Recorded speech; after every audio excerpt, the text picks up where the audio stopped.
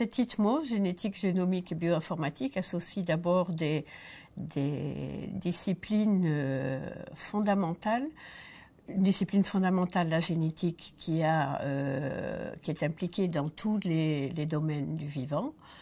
La génomique, qui est l'étude à grande échelle des génomes du vivant.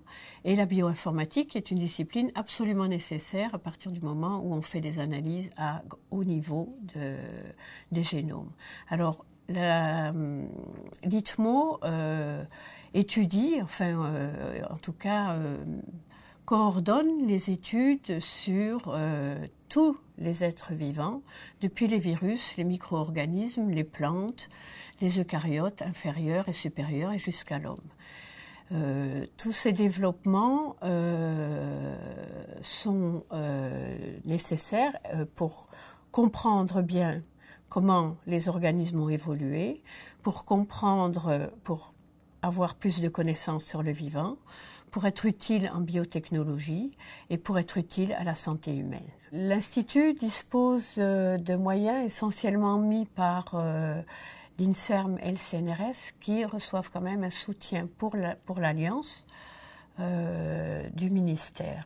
Et ces soutiens nous servent essentiellement à donc coordonner des rencontres entre les chercheurs des différents organismes, organiser des écoles thématiques comme nous avons fait l'année dernière sur l'épigénétique, qui est donc une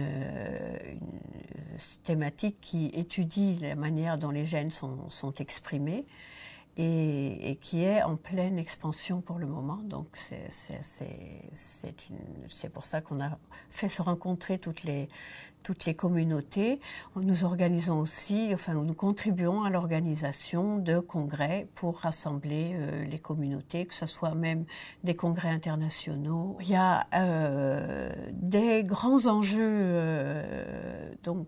auxquels nous devons faire face, qui sont, par exemple, l'arrivée maintenant des nouvelles méthodes, ce qu'on appelle le séquençage de seconde génération, sont donc des méthodes de séquençage beaucoup plus rapides et qui donnent beaucoup plus de renseignements que les méthodes précédentes. Et pour ça, il nous faut aussi absolument développer la bioinformatique, les méthodes de stockage des données et les analyses de données, parce qu'on acquiert maintenant, on est capable d'acquérir les données à une vitesse beaucoup plus grande que précédemment.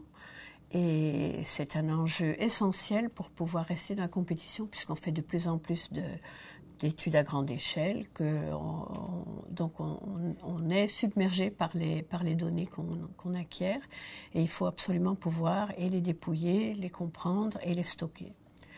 Et il y a aussi tout un développement dans cet ITMO, qui est une nouvelle discipline, une discipline plus récente qu'on appelle la métagénomique, où on séquence justement des organismes qui jusqu'à présent sont incultivables en laboratoire. Donc là aussi, ça redonne encore plus de données qu'il faudra absolument gérer.